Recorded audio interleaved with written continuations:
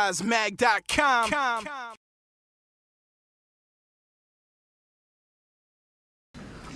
Who inspired you to go into voice acting? I'm gonna let Chris answer that one first. What inspired me? I stumbled into voice acting. Voice acting was nothing that I even knew was an option.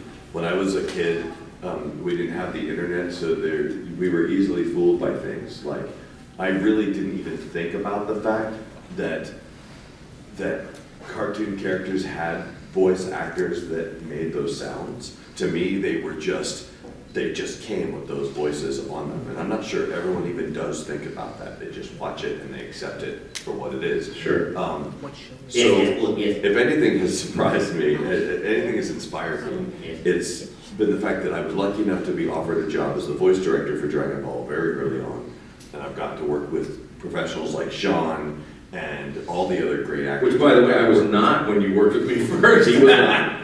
I got to work with amazing amateurs like Sean. There you go. But over the years, I have gotten a chance to work with some of the most amazing people. And it's weird how I was talking to someone earlier, sometimes being a voice director and an actor can be something that leads to you being very self-conscious about your own skill set. Because someone will go, hey man, just jump in there and do a British accent. And I think, yeah, I could do that, but like, I could call up Ian Sinclair and he's better at that than I am. So, sure. And as being a producer, you want to be able to offer people the best possible options for things. So, yeah, over the years, it's been both inspiring and made my life difficult because I sometimes think I may not be good enough to do what I'm doing. I guess my answer to that was I kind of got into voice acting in a way unconsciously because I think as a little boy, if I knew there was a job for voice acting, I would have pursued that my whole life. But instead, I simply was turning down the volume on my TV and putting voices in black and white television constantly doing impressions, constantly listening to some of my favorite impersonators.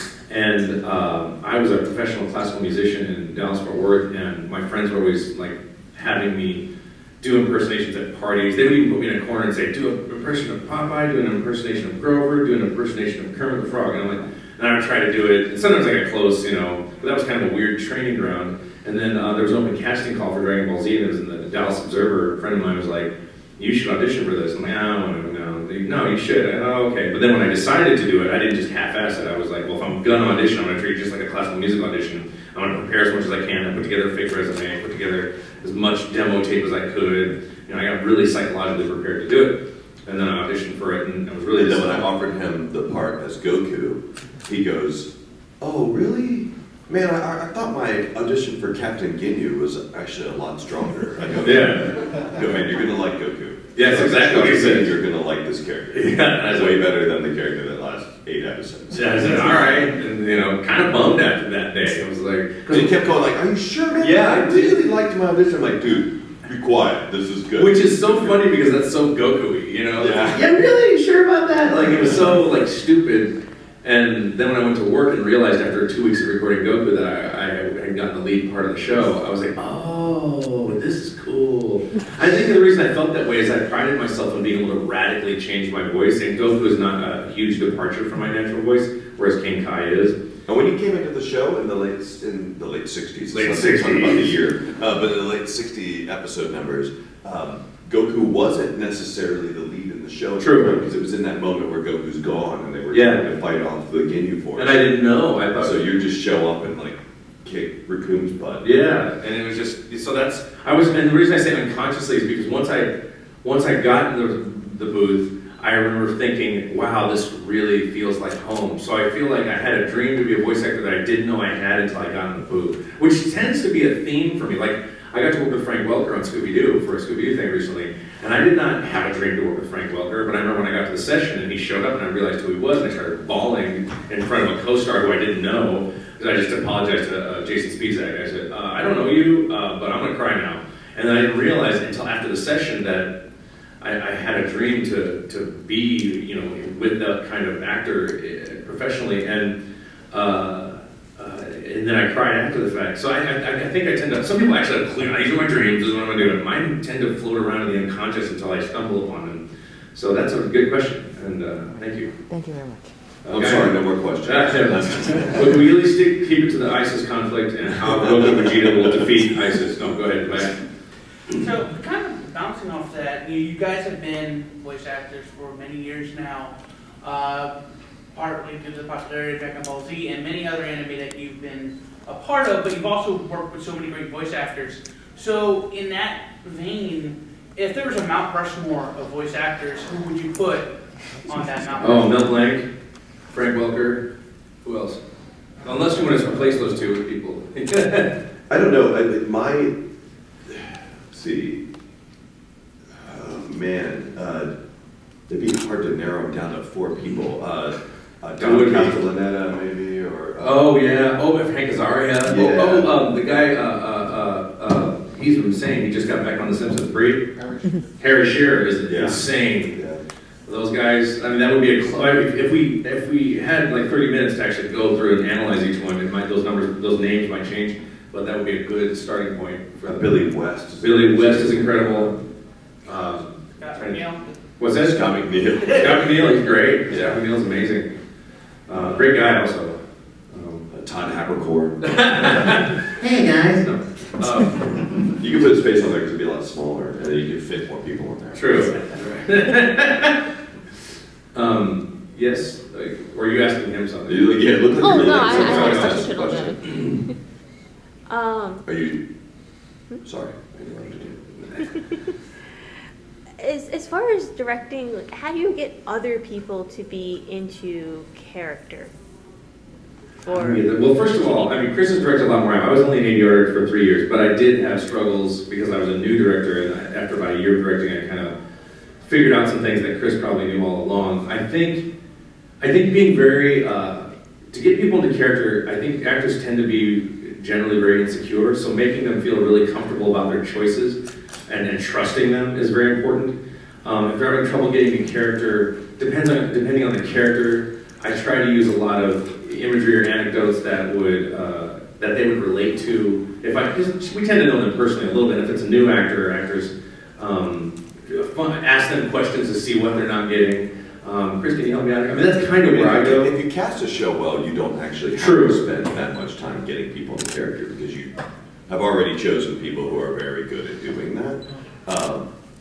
But one thing that can really hurt your session is if you are, as a director, if you act really passive about what you're doing, if you don't at least try to make the job as exciting and fun as you can, that can affect the energy of your actors. So, and I think if you enjoy directing, you kind of do this natively. But what I love to do is get into a scene with an actor, and you're excited to kind of make that scene great together, and you let them do it, but you kind of support them as they're doing it, giving them guidance as you go Especially along. like if they get a take wrong, not saying that's wrong, but saying, that's really great, we're over here, like keeping everything positive, Sure. you know? And I think, in my opinion too, if an actor does something wrong, if it's not correct, it's because you haven't given, if they're a good actor, it's because you haven't given them that context. You're like, oh, I'm sorry, I forgot to tell you your character died. And that's why they're injured right now. So, to me, it's really about just keeping the sessions fun and inspiring and casting good people. That's it. I think that's helpful. We should let you pick, because I'm going to start forgetting who I picked. Hi, I'm from Cosplay NYC Magazine. You're with who magazine? Cosplay NYC Magazine. Oh, cool. We've been going around getting pictures of tons of the cosplayers around. How do you two feel when you see people like all the Dragon Ball Z cosplayers, the Yu Yu Hakusho's that are walking around? And have you ever thought of cosplaying? I decided that I just made a decision the other day. Like, my girlfriend cosplayed as Chi-Chi once when we first got together, and it was not for sexual reasons. It was Halloween. I just wore an orange Goku thing. Not for sexual She's in the room, by the way. And so I hope I didn't embarrass her, but I just want to make a joke. But I just decided recently that if I were going to cosplay, I would totally cosplay as a Witcher, because I'm so into that game right now. For sexual reasons? Yes, for sex. There's a lot of sex in that game, and it's hilarious sex, by the way. But yeah, I would cosplay as a Witcher. That'd be cool. I don't know what I would cosplay as, but I can guarantee you that it would be something very comfortable. Yes, because these The cosplay. ones I've seen that are just super elaborate or hot or whatever, like, and not hot in a sexual way, hot in a why are you wearing all latex kind of thing. And those are the ones like, so if of all the characters I played, I'd probably do something like Alex Louise Armstrong, because I wouldn't have to wear a shirt or something like that. But it's been funny over the years of doing this. I remember when I first started working on coming to these conventions in the late 90s, everyone was dressed up. Sorry, can Sean have a couple minutes? This happened to me, by the way, this exact same thing happened to me. We're having dinner with the Toei Animation and Masuko Nozawa, the voice of Goku in Japan, and I put too much soy sauce in my dish, almost in that manner it spilled, and the president of Toei goes, "You use too much soy sauce." And in broken English, and I was like, cringing, sorry. But Masuko did compliment my ability to use chopsticks efficiently, so I'm very good with chopsticks. She goes, "You use good chopsticks." Yeah, she told me I was amazing. So she might have been lying. Actually, there was a moment during that dinner actually when, like, literally a single drop of soy sauce was dropped on Masuko Nozawa's shoulder during the dinner, and I'm not sure how public knowledge this is supposed to be, but it's okay. It wasn't anything offensive, but like the waitress came by, and this is probably one of the most important people in all of Japan, came by and like got bumped and tipped the tray, and a little bit of soy sauce got on her very complicated colored shirt, and you would have thought that they were going to have to shut that restaurant. Yeah, because 4 or 5 people SWAT team. I'm so sorry. It's like people were waiting in line with rags going, oh! Yeah, the whole crew, they were very upset that they had. It was It was adorable. moment. Scary and adorable, but yeah. By the way, I just looked at this phone, I wasn't trying to be, but it started, the screen changed, and I was wondering if whatever recording device you were using, maybe the power shut off. I was afraid that whoever's recording with this, it had to stop, but I think it was just because your charger was done, and I just wanted to, I'm not trying to mess with your phones. You got a text from your mom. Yeah, it says, all home. But yeah, when I was first doing this, cosplayers were fascinating to me and really, really weird. Like, it was very strange to me, but now... And there weren't a lot of Gokus or Vegetas at the time. Not as many, but now I recognize so many of them, and on top of that, I don't even notice them hardly anymore, because they're all become so good and we become so used to them that it's not even unusual to me anymore. Like, when people aren't in cosplay, it's more unusual. It's true, I kind of feel the same way. Then we see lots of Gokus now, and they're getting better and better and better. And a lot of guys are like, not just like, oh, I'm gonna dress as Goku, but like, I'm totally out of shape. Oh, I've been working out for 6 years to look and they're like huge, and they look like Goku. Yeah, and they did it just because of the show. Contacts in and everything. Yeah, it's impressive. They go all the way. I think the woman earlier today was using her cleavage as pectoral muscles on the Super Saiyan 4 Goku. Yeah. It was kind of disconcerting. I'll tell you, as a somewhat overweight voice actor, it's always strange to me when people come up to me and go, "Man, Dragon Ball Z inspired me to be a level 8 black belt in karate." Yeah. I'm like, man, it hardly inspired me to go to work, dude. I got inspired a few years ago to start karate, and I studied for a couple of years, and I only quit because I moved to LA and hadn't found a proper teacher yet. For sexual reasons. For sexual reasons. And I had the weird experience of being in class, and my kias, when you have to say kia in Shotokan karate, sounds so much like Goku because I can't help it. And there are a lot of fans in the class, and I remember doing a move and going, kia! And then the person next to me is going, like they're so geeking out, and I'm like, I'm trying to work out here. So that was a fun experience. It's flattering, yes. Are we allowed to talk about revival freezing? Oh, yeah. We're here to talk about that. Yeah. Or ISIS. So, were you guys even sure that you were even going to be able to dub that movie on such short notice? And what was the best thing about working on it? Well, the first part's a Chris question, because he's the producer and director of it. Well, we were just, I didn't think we had such a short notice. I was hoping that we wouldn't have to wait a year before we dubbed it like the first time. Because with Battle of Gods, we had to wait almost a full year before we could even start dubbing that show. It was driving us all insane. We weren't even sure what was going on with it. So when the next what was driving us insane is everyone asking us if we were going to dub it. That is true. Every day, all day. But with which is sweet. The Resurrection F, we got those materials very early. As soon as they were finished working on the movie, I think we got an early animatic of it before they even had finished it in Japan. So we had a chance to review the materials. We knew what sort of people were gonna be in the film, what sort of people needed to be cast, but the coolest thing about Dragon Ball Z is that bringing these guys in to do it, it's not like we have to sit around and discuss what the characters are all That's about. cool. You just bring everybody in, they already know what they're doing, it's like hiring the A-team to come in and just didn't get it all done for you. Chris frequently says, I love when a plan comes together. And they do smoke cigars a lot. And they do have to drug me to get on flights. I'm not gonna bling! You know, you're gonna be drugged. No, they get me to there. It's like, you mentioned that before. You said getting Sean to Texas is like That's Mr. true. T. And it's not because I don't like to fly, just for some reason, every time I have to do a session in Texas, I get sick in some way. And I think it's because I just don't like Texas anymore or something. I don't know. I'm just actually trying to think of how out of context this sounded to all these people who've never See the A-team. seen the A-team, just like, Me doing an impression of Mr. T sounds totally racist now. So that's how he talks. I've been a fool. You know, when I was a kid, I was working on my Mr. T impression all the time, you know? yes.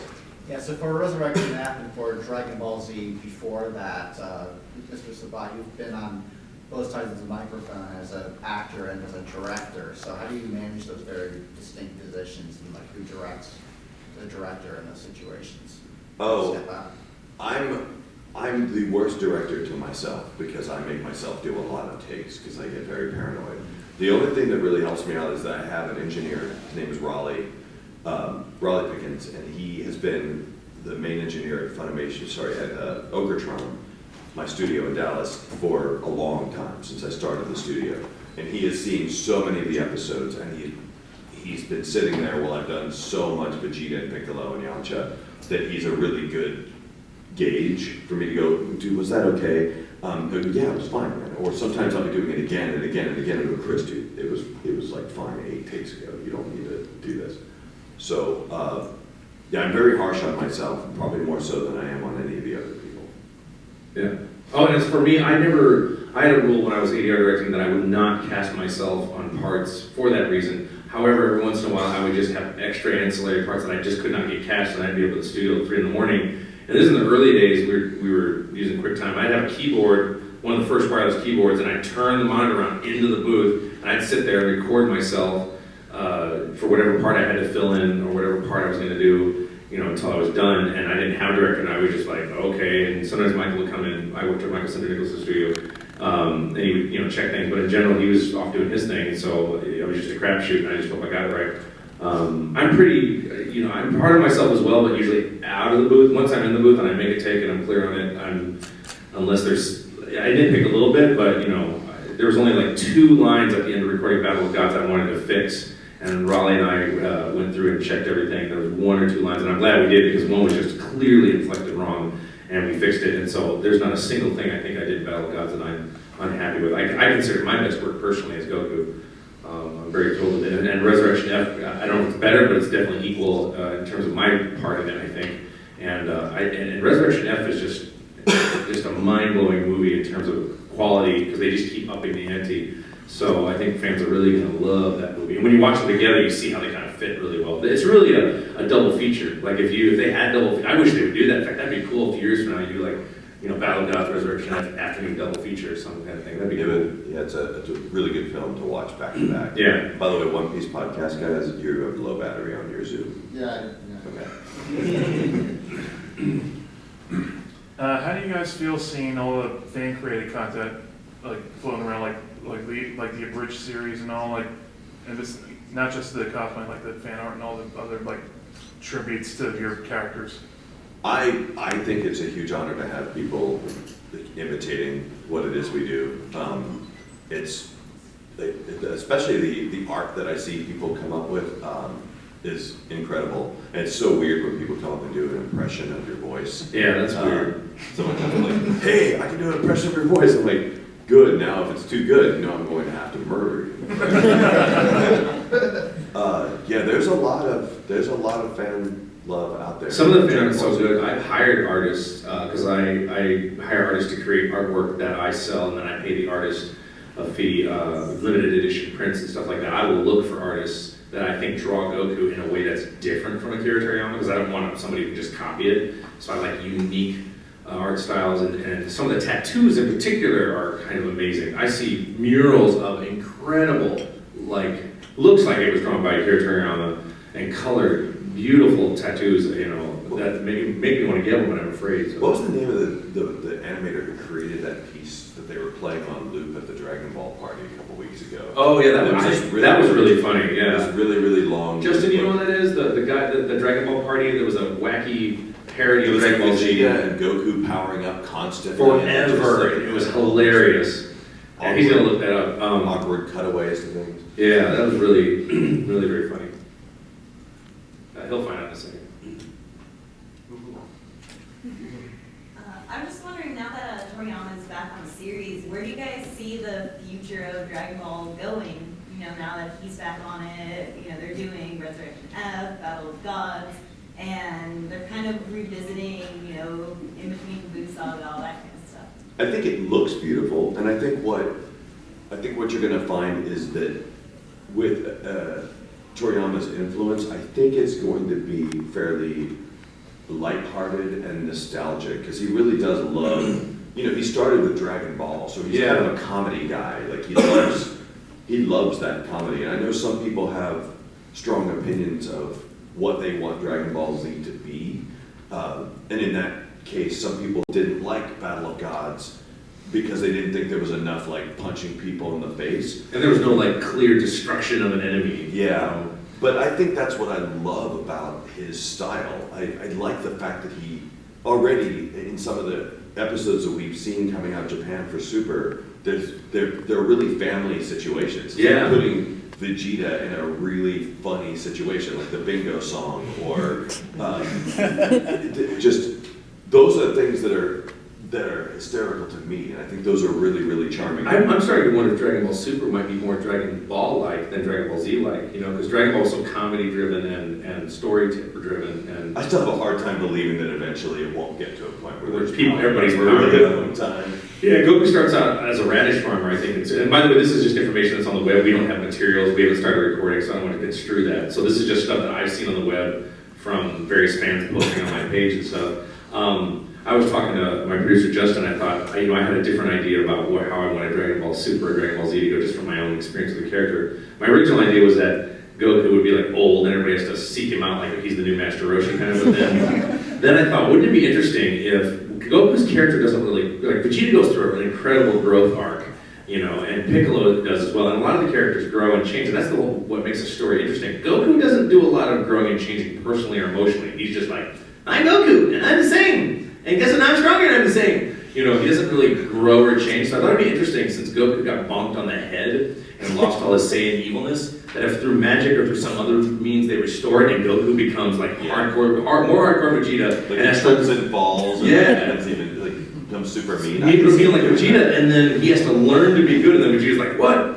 Wait, I'm the bad. And then, that would be an interesting, like, bad Superman was. Goku or something like that. Yeah, like something that would be a really interesting story. I don't know if they'll do that, and this is, by the way, is my own personal speculation. I had actually had that same exact thought. Like, what if there was an evil form of Goku? Yeah. And then Vegeta had to actually finally be really, truly the good guy. Yeah, that would be a really interesting twist. And then, I don't know, Akira Toriyama is so predictably unpredictable. Like, it's Akira Toriyama when you see it, but it's because it's so predictable in that way, but it's unpredictable that he's so clever that it's a twist or a new idea or something you didn't think of, or why does this make sense, or... I'd like to see him bring Launch back. Yeah, Launch would be cool. Launch would be very cool. It's a character he just forgot about. Yeah, apparently he did. He said in an interview he forgot about the character. Hope that answers your question. Sure. Yeah, in regards to Battle of Gods and its tonal change from how serious Dragon Ball Z was, you guys kind of got to showcase your comedy timing chops a little bit. Oh yeah. Do you guys have any comedic influences, like growing up? Oh, huge! I know it's all controversy right now, but I'm a huge Bill Cosby fan, huge Robin Williams fan, huge Rich Little fan. George Carlin, lots of comedic stuff. In fact, I used to do stand-up comedy when I was a teenager, like late teen, like 18, 19 years old, and I left because it's an incredibly depressing scene. But surprisingly enough, I've always excelled at comedy. I tend to get comedic parts when I'm not doing Goku. When I was in New York, I got a lot of comedic roles, and I really enjoyed. My favorite part of Battle of Gods is I had to do the whole Goku King Kai stuff because I voiced King Kai as well. A lot of people don't realize that, and and I'm not trying to brag, I'm just like, people know, they go, really? Like Cynthia Kranz, who plays Chi-Chi, the other day just said, I didn't know you were King Kai this whole time. And I was like, yes. Because I like to fool people, because to me that's part of the job. If you're thinking about me, then you're not thinking about the character. So if I'm making my voice different enough to where you lose yourself in the character, then I'm doing my job right. And Chris is a very funny person. He's a hardcore prankster. And I think the only part that was difficult about Vegeta part comedy was how hard it was on your voice with the bingo song. But in general, that it's very was funny. way easier than I thought. Oh, really? Yeah. When it was first told to me that Vegeta has a song in Battle of Gods, I was terrified. I was like, because if you've ever listened to the Japanese voice of Vegeta, his name is Ryo Horikawa, and his version of Vegeta sounds like, and it's a much higher voice than I have. And I thought if he sings, there's no way I'll be able to sing the same song. Oh yeah, because it'll be a different key too high. I don't know if you guys remember, but for Kai, they had a lot of different actors sing the theme song, and Sean sang one of them, and somebody else sang some of them. I think Justin did. I think you did it. Even sang one. Didn't you do yours real funny? What'd you do? I did. Mine's never been released because mine's just. Didn't you do like a country singer or something? Yeah, I couldn't take it seriously because it just wasn't a song that I was capable of singing. It was just too high. It was too high of a song. It's a tenor. I'm a lyric baritone, and that's at the top of my range. Oh man, yeah. It was. I had to sing it like an octave lower, so it just sang. I was having to sing it all down here, and it sounded really funny. I just ended with a hell yeah. Never saw the light of day. One of these days, hopefully they'll just have it as an extra feature or something. Question would be, yes, sir. Out of the thousands of characters you've played, which ones do you feel more connected to? Which ones do you feel more connected to? Well, I appreciate you thinking that I played thousands of characters. Only 100. I don't know if I played 100, but I played a lot of characters. Emotionally, I feel Goku is so synonymous with who I am and what I do that I often forget that I play the character. It's kind of like, you wake up and I'm Sean, and I feel as comfortable, living in my Sean world as I wake up, put on my pants, whatever, Sean, and it's no different. Other characters are a stretch for me. What was the mission? Wait, how do I feel about what? Wait, sorry, I go down on you. What? Like your personal feeling towards the character.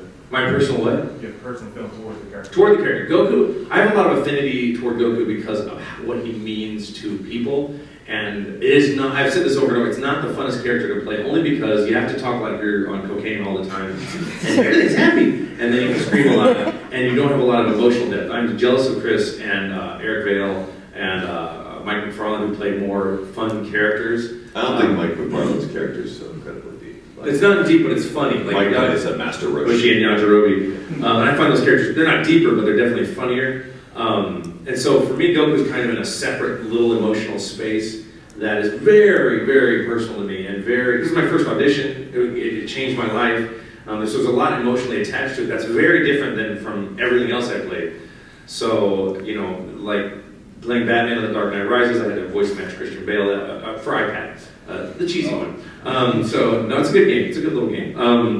And, that's a big character that I want to play. You did the other day? Yeah.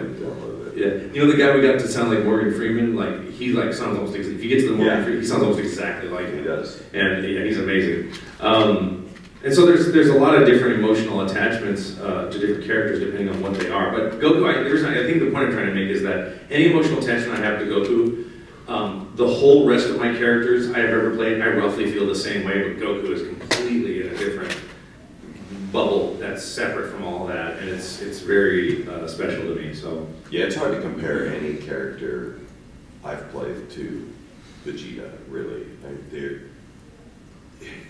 every other character I've played has been at most a few months worth of work, but Vegeta has been literally 15 years of playing the same guy, and you just can't shake that, man. It's something that cannot be compared to. It's looking like I may end up doing this voice for the rest of my life.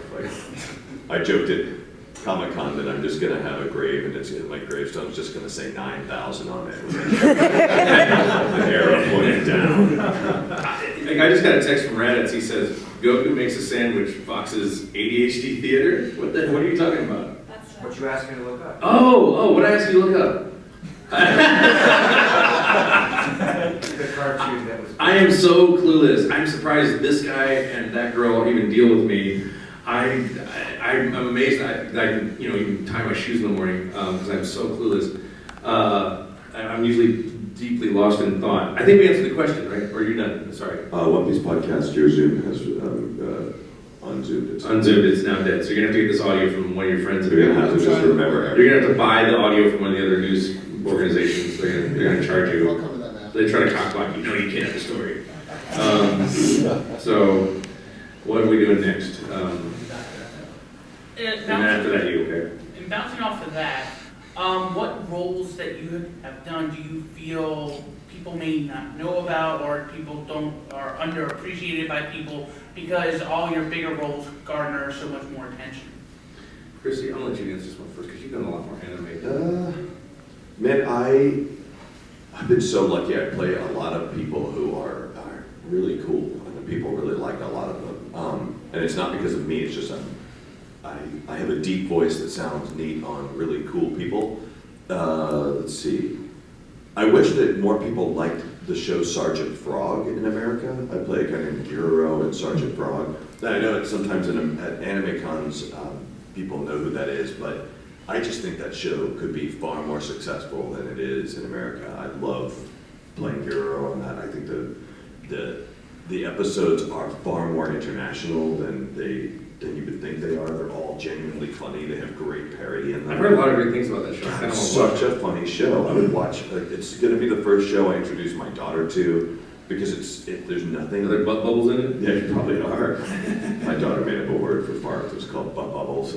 She's 4, right? Yeah, she's 4. But she's had that word for like 2 years now. It's adorable.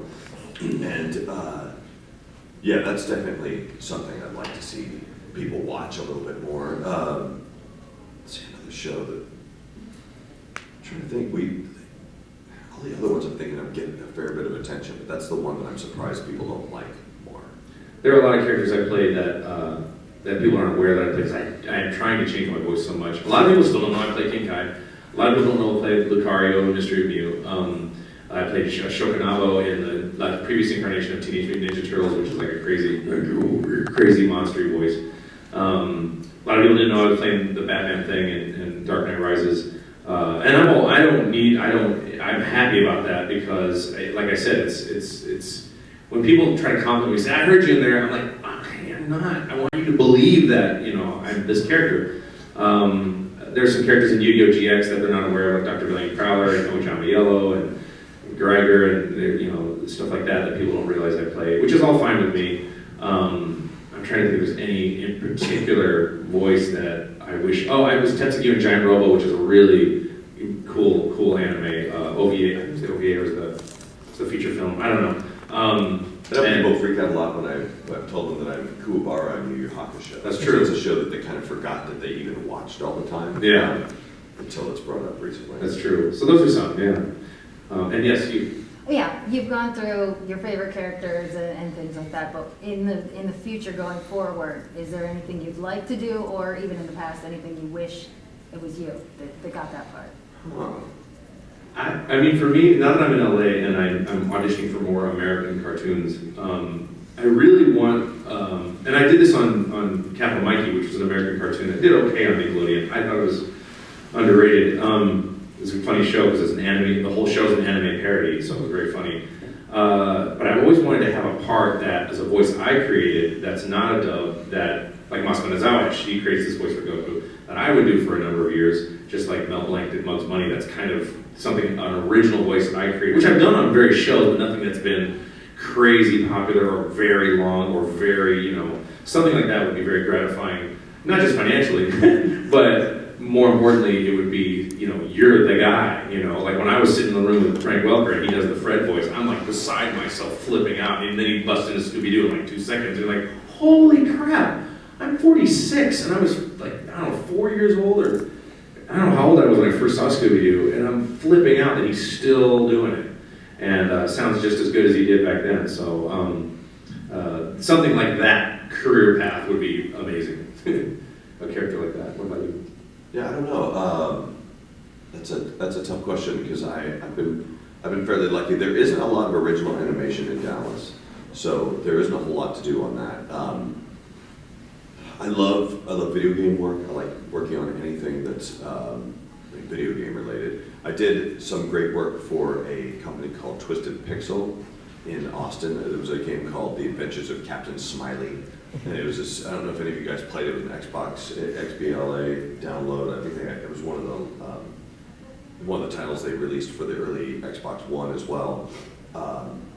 That was a really creative character where we didn't have the video first. We really got to imprint our own characters into the game. And the first time I ever saw it animated, something I did without seeing the animation first, something that was animated specifically with my voice, it was one of the coolest things. Like, I love seeing that. Seeing someone else's vision of what your voice impression looks like is such a neat thing to do. So anything I can do that's original and animated too would be really fun. Yes. Anyone else? Yes. If you could montage your career in one song, what would it be? In a song? Yeah. Well, you guys are good questions. This is like not a room full of amateurs. Be Killing Me Softly, probably. I'm trying to think of clowns, maybe. Gosh, that is a song that represents my career. You Can't Touch This. Well, my career, Ice Ice Baby. Too cold. Breed any suggestions? I don't know. Turn down for what? What? Turn down for what? Turn down what? Turn down for what? Turn down for what? I don't know that song. I'm not familiar with that song, but I bet it's good. The Brainwash theme song. The Sanford and Son theme song. Yeah. I don't know. What would be... at least for as far as Goku is concerned, it's just maybe a song that just keeps getting louder and higher. And Take it to the limit. Yeah, take it to the limit, or something like that. I don't know what to tell you. It's definitely metal. It would definitely be metal that just screams louder and louder. Not the Cookie Monster metal. The metal that like is like that kind of metal would be something like, I don't know. I'll probably revisit this question hopefully for the end of the conference in my head and then blurt something out. So hopefully I'll give you a good answer. Because none of the music I like would be representative of. Man, if I had to pick a song for you, it'd probably be some really weird, complicated Rush song. Oh well, that's my really favorite band. metal and. The Marathon. That would be it. You mentioned the Rush song. I'm thinking of the lyrics of that song. Yeah, that Marathon by Rush would be probably something always fires a light that gets in your eyes. Like it's all about running a race and being tired and hard and miserable, but you still go, and it gets harder. And if you burn out, you gotta hold on until you finish the race. It's all about a marathon. That would probably be representative of my career. Thank you for asking that question. God, this is such a breath of fresh air from the average questions we get for a room full of fans, as much as I love them.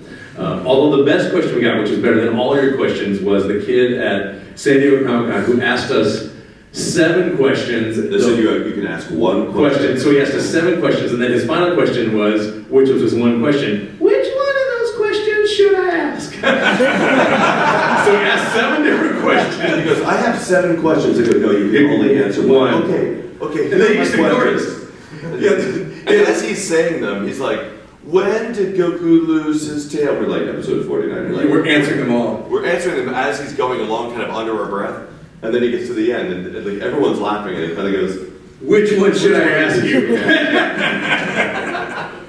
Sorry, but that was the best questions I think we've ever gotten. There was also a dude who was asking about Goku being a bad father. Like, the guy was like, a lot of people think that Goku's a bad father, and I don't think he is a bad father, and I think he was actually really president. What do you think? And I said, he's a terrible father. He goes, it's okay if your dad loves you. Oh yeah, that's what I said.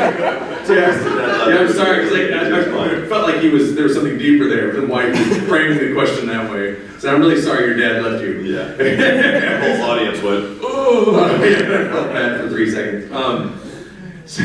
Someone else was their hand. Yes. We seem to have a very interesting situation for this convention. We have technically a reunion of Yu Yu Hakusho this year. A good portion of the guests. Kinda. I mean, I had a couple small parts of Yu Yu Hakusho, but Yusuke's sitting right over there, and Raditz, and Laura Bailey's here. And was Travis in that? Travis. Yeah, Travis was in it. Who did Travis play? Yeah, I guess what? Yeah. And then Yusaki Urameshi is here. Yusaki. I'm sorry, Yusuke. Yusuke. Yes, sir. Question, I know you, Chris, you play Zolo on One Piece. You ever like fall back into another character's voice while you're recording a completely different show? It has been complicated lately because Funimation has their new broadcast dub initiative where they're bringing all these episodes to the public really quickly. Like there's only a handful of weeks between the time it's aired in Japan and the time they're airing it in America.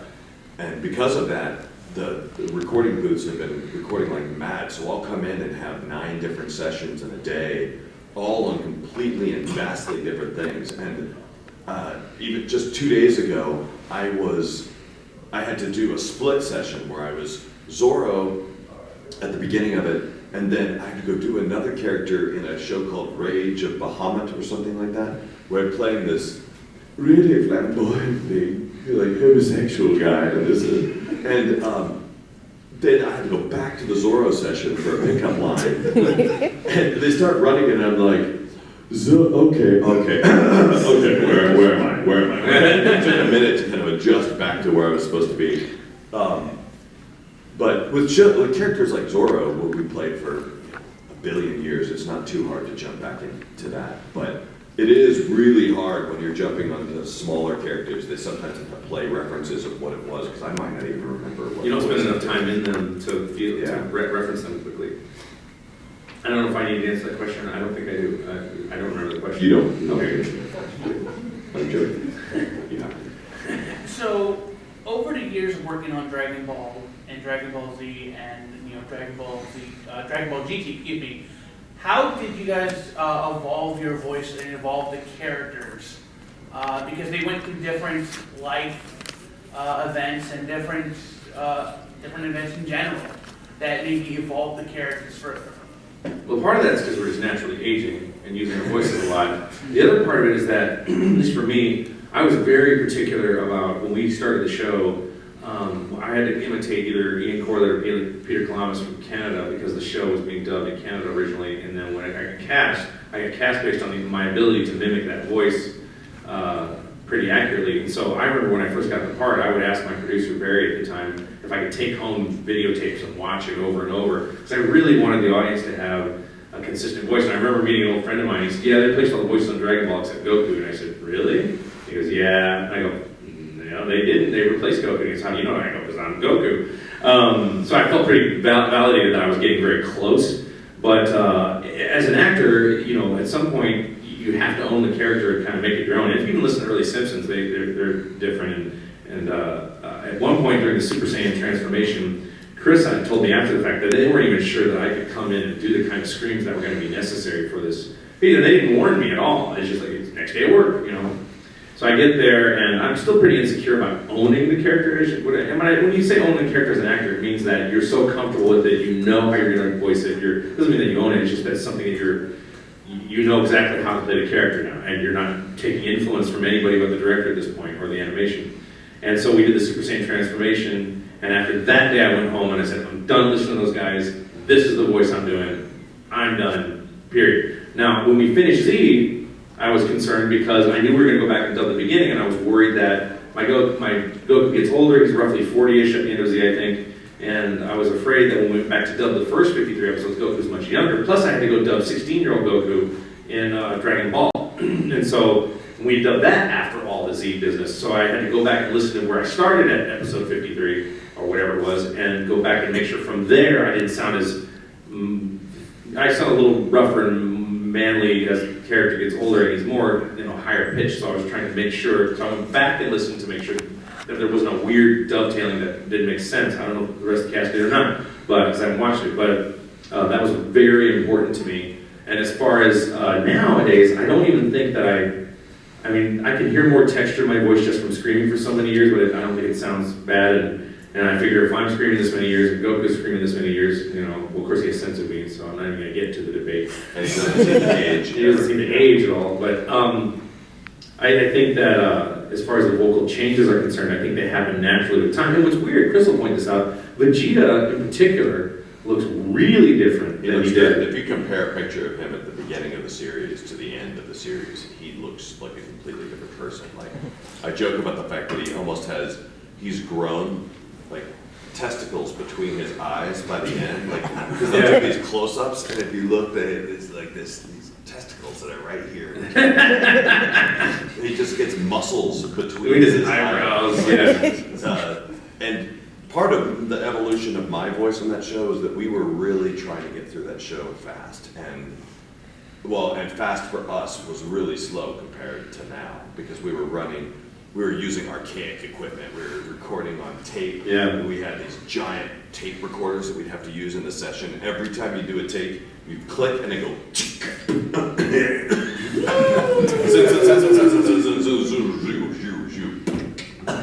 And then it would start to roll and play. And then once you were done with the take, if you didn't, like, I would ask for a lot of wild stuff, which means like, hey, just read the line one more time, read the line one more time, read the line one more time, even not to picture, because as soon as you press stop, for whatever reason, it would just freeze. The whole system would freeze. And sometimes it would freeze for like 30 seconds, sometimes it would freeze for 8 minutes, sometimes it would freeze for 10 minutes, and if you touched anything, it would just freak out. So you just had to let the system do whatever it was gonna do. And I remember, and if you decided to leave the room and you didn't catch it after it would unfreeze, it would start going, oh, you're not working on me anymore? I'll just rewind the tape all the way to the beginning. Yeah. And if that happened, that took another 5 minutes to fast forward back to where you need to go.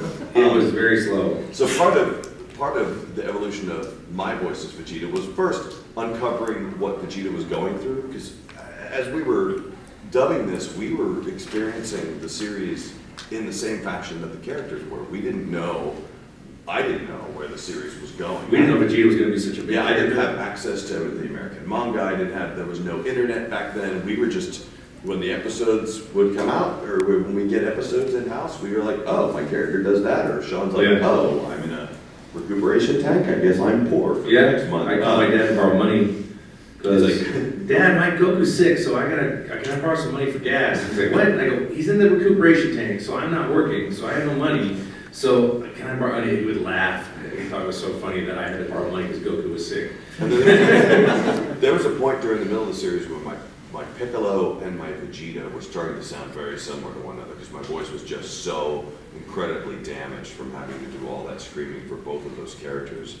And it was oddly enough, and I wish I knew his name or I remember kind of what he looks like, but it was a fan at a convention that I was sitting down drinking a cup of coffee in between something, and he came up to me and goes, hey man, no offense at all, but I have noticed that your Vegeta and Piccolo are sounding kind of close to one another, and it really did dawn on me. Okay, so I went back to the studio, I'm like, he's absolutely right. So there was a moment where I kicked Vegeta's voice up a little bit higher and lowered Piccolo's voice. But by the end of the series, we were no longer mimicking the Canadians anymore, and we were just playing them the way we thought they should play. Yeah. But the cool thing is we got to do the whole series, and then we got to do it again.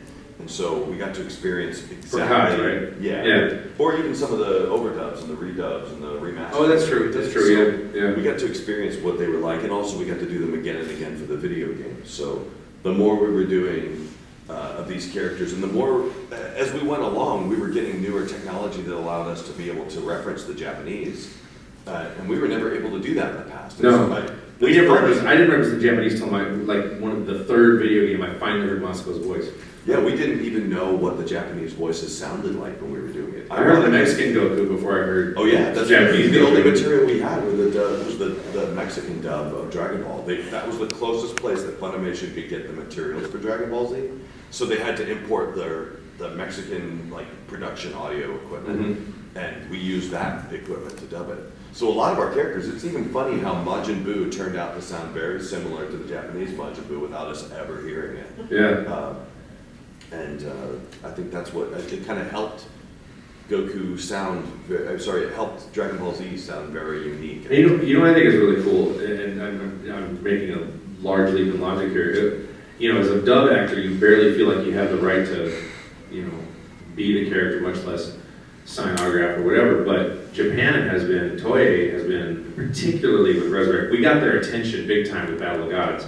And they came out and did a subtitled Japanese-only premiere in LA, which was huge, and insisted I ride in the limo with Masuka Nozawa, insisted we all go to dinner, insisted, and they were incredibly gracious. And that's unprecedented, I think, in dubbing history to where they would do that for Resurrection F. I mean, it was amazing that they felt like, and when we got to dinner, they were like, we had no idea it was this big, and they saw the fans at the Egyptian Theater in LA, and I, through a translator, said, oh, that's just the tip of the iceberg. Like, this is a huge, phenomenon and following. So we feel incredibly validated and gratified that Toei and, cast members and producers and directors are like, hey, we think you're awesome too, go for it. And we've gotten word back that they happen to love our dub of Yeah, the Resurrection. Japanese director loves the American dub of it. Yeah, So much so they really wanted us to be at the premiere. They actually asked us to be there. Yeah, Which was pretty neat. that was really, I don't think that's ever happened in American history ever for a dub. So it's kind of unprecedented. In fact, it's unprecedented. Well, what else is unprecedented, and I mentioned this in an interview earlier, is that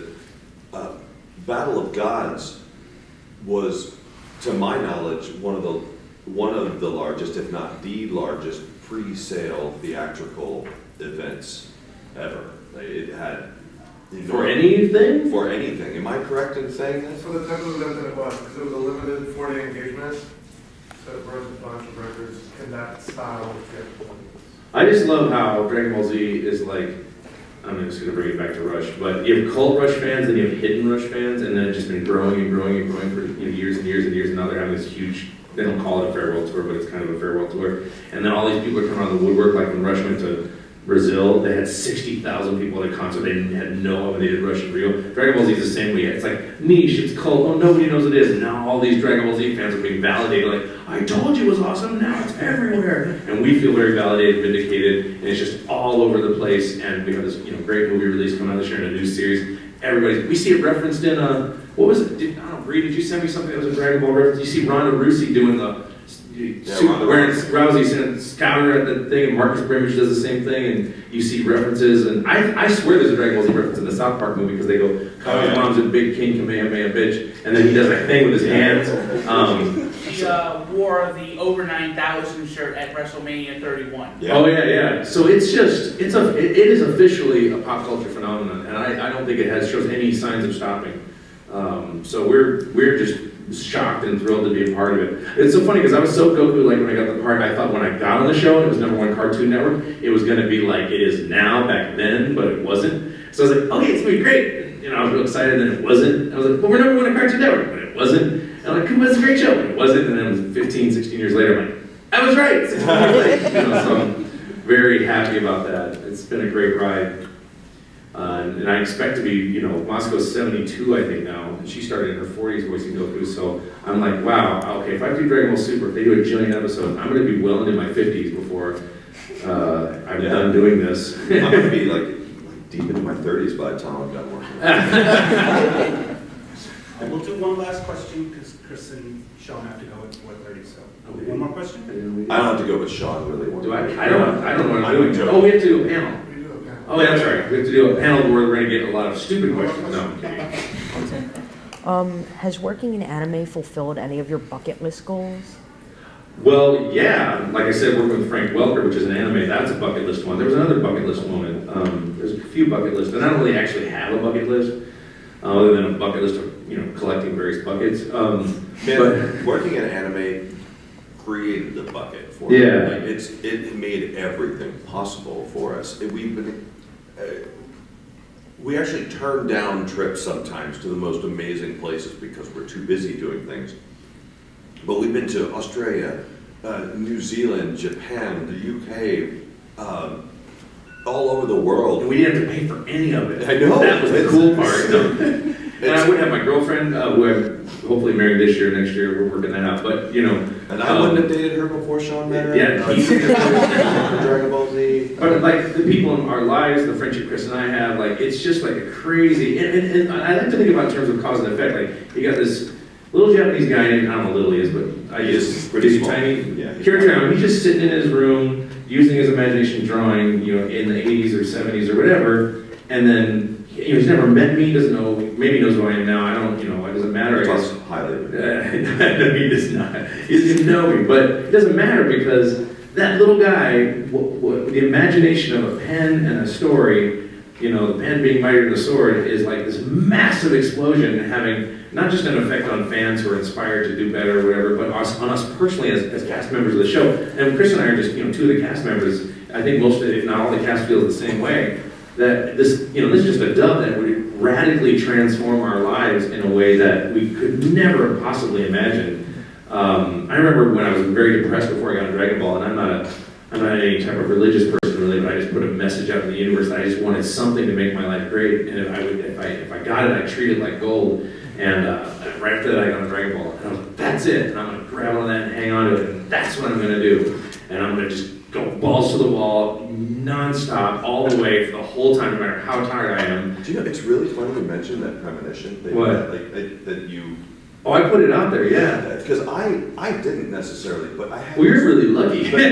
but I had this really weird premonition, like before I got the job on Dragon... It's funny you mentioned that, it just reminded me. Before I got the job on Dragon Ball, I was dating this girl and I was in college, and she really wanted me to move with her. She was going to study opera in Chicago, and she said, you should move there with me and go. I'm like, I can't do it. I can't go. And she said, why can't you do it? I was like, I feel like I've got to stay here for some reason. I feel like I can't leave. And mind you, because I just didn't like her. But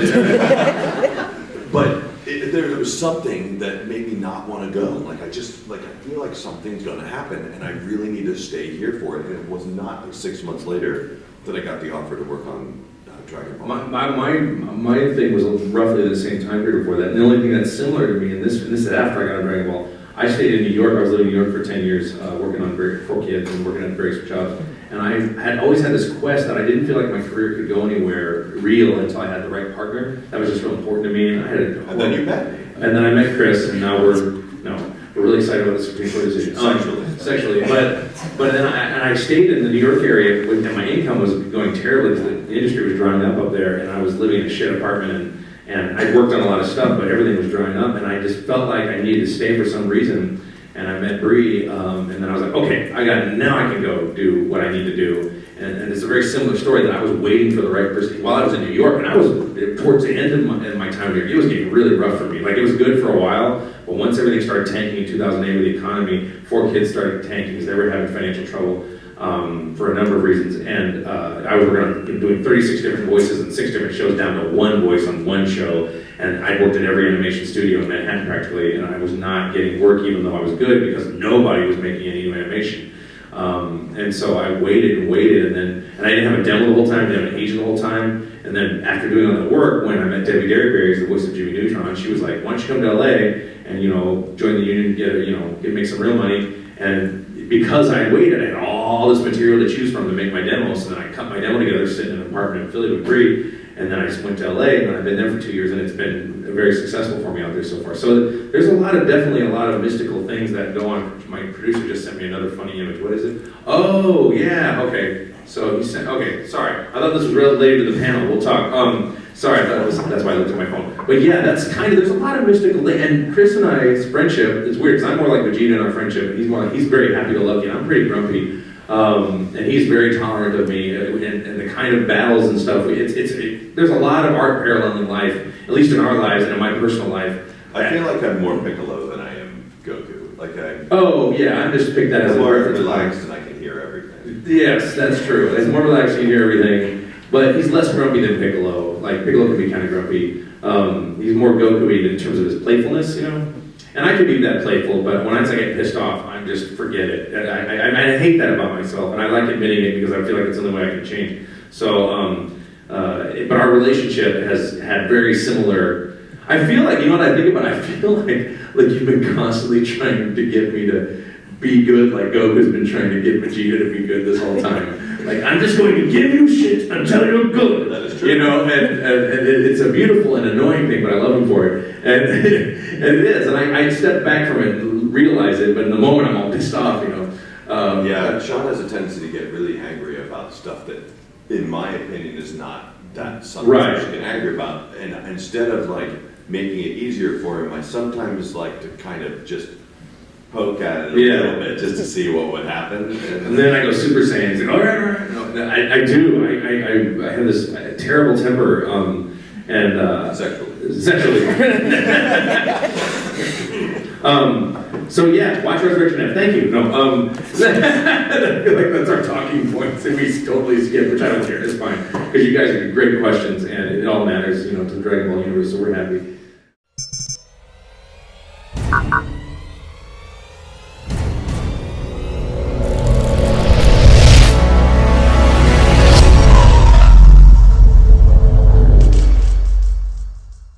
WeRiseMag.com